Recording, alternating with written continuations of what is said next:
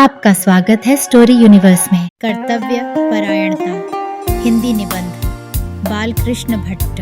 बड़े बड़े उत्कृष्ट गुण जिनसे मनुष्य समाज में माननीय होता है, जिनके अभाव से सब ठौर निरादर पाता और हेठा समझा जाता है, उनमें कर्तव्य परायणता का होना गुण सोपान की पहली सीढ़ी है।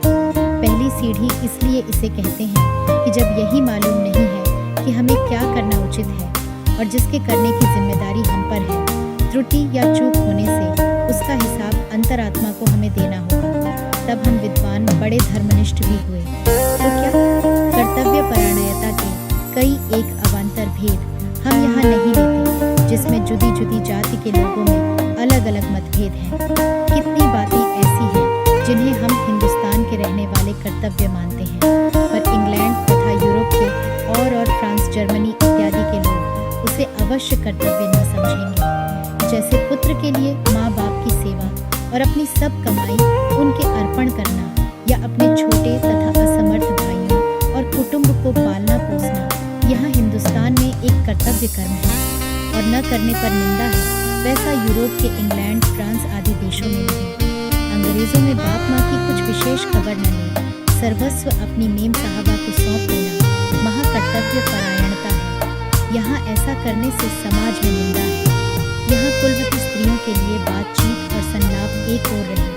घूंघट के ओट से भी किसी पर पुरुष को देखना निंदनीय है, वरन सूर्य चंद्रमा भी उन्हें न देख पाए। यहाँ तक असूर्य पश्या होना कर्तव्य परायणता है, जैसा किसी कवि ने कहा है। पदन्यासो गेहाद बहिर्हिफ नारो पवन समो निजावासा दन्यद भवम परद्वीपगमनम् बच्चो लोकाभ्यम कृपण धनन तुल्यम मृग दृश्य कुमानन्य कांताद्विधुरिव चतुर्थी समुदित।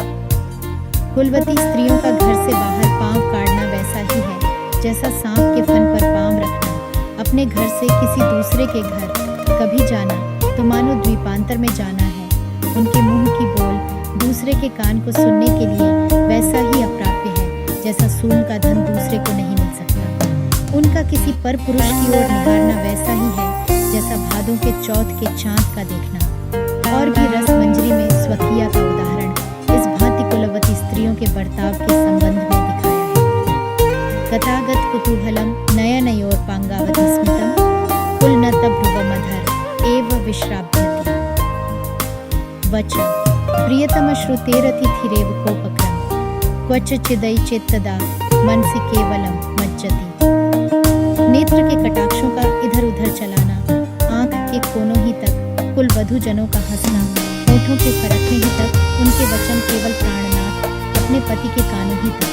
नए आए हुए पाहुने की भांति को यदि कभी आया भी तो मन ही मन महसूस कर रह गए।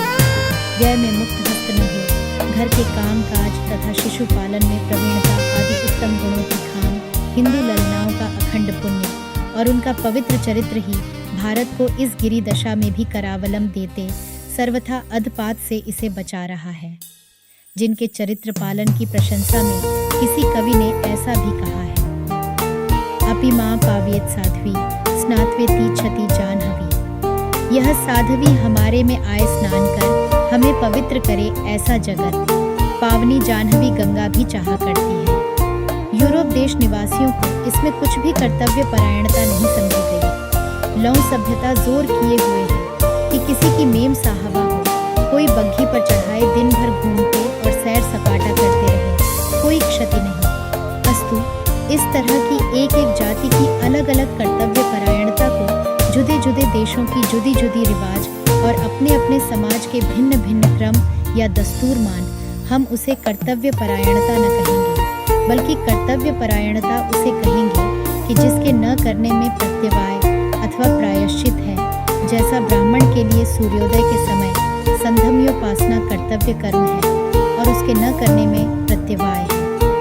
कर्तव्य पर ध्यान और समय का उचित अनुवर्तन, पंक्चुअलिटी दोनों का साथ है। सच पूछो तो हम इन दोनों से च्युत हो गए हैं। जो अपने समय को ठीक रचना या पालन करना जानता है, अपने वक्त को बेजा न खोता, वही कर्तव्य परायण भी भरपूर रह सकता है। और ये दोनों इस समय हमारे शासनकर्ता में अच्छी तरह पाए जाते हैं। जब हम उन्हें अपना शिक्षा गुरु अनेक सामयिक सभ्यता की बातों में मान रहे हैं और उन्हें इन दोनों में भी उनके अनुयायी क्यों नहीं।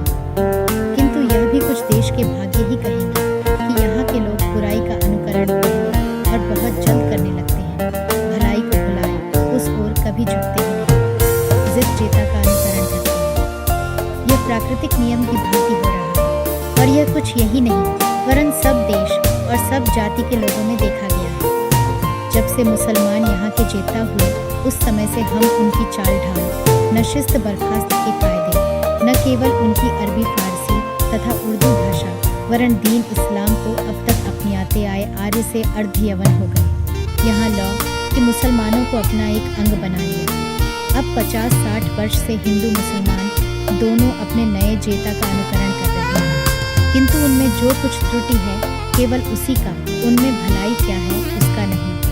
उनका सा अध्यवसाय धनु बांध के किसी काम को करना विघ्न होता रहा, पर जिसे आरंभ किया उसे करी के तब छोड़ना, स्वजाति पक्षपात, विद्याभ्यास, टैक्स, साहस, धैर्य, वीरता, विचार की दृढ़ता आदि उनके गुणों की ओर कभी ध्यान नहीं देते। उनकी सी भोग लिप्सा पान दोष इत्यादि को अलबत्ता अपना करते जाते हैं।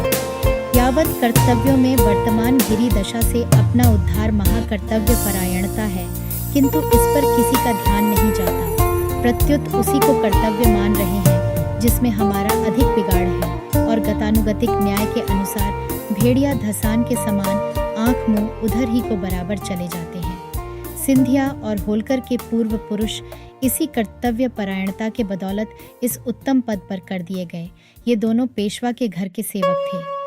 इतिहासों में कितने इसके उत्तम उदाहरण पाए जा सकते हैं। इस समय भी यद्यपि देश बड़ी गिरी दशा में आ गया है, पर ढूंढने से बहुत से अच्छे उदाहरण मिल जाएंगे। जिनमें कर्तव्य परायणता होगी उनमें समय का सदनुष्ठान, पंक्चुअलिटी भी अवश्य होगी। दोनों उत्तम गुणों का बड़ा घनिष्ठ संबंध है, बिना एक के दूसरा कभी रह ही नहीं सकता। देश के कल्याण के लिए इन दोनों का उस देश के निवासियों में आना स्वाभाविक गुण होना चाहिए। ईश्वर प्रसन्न होकर हम लोगों में कर्तव्य परायणता स्वाभाविक गुण पैदा कर दे तो देश का उत्थान सहज में हो जाए। सर्वसाधारण की दशा के परिवर्तन की यह पहली सीढ़ी अवश्य कही जाएगी, और सीढ़ी सीढ़ी चढ़ते जाए तो कदाचित एक दिन शिखर पर भी चढ़ बैठे तो अचरज क्या। जून 1903 आशा करते हैं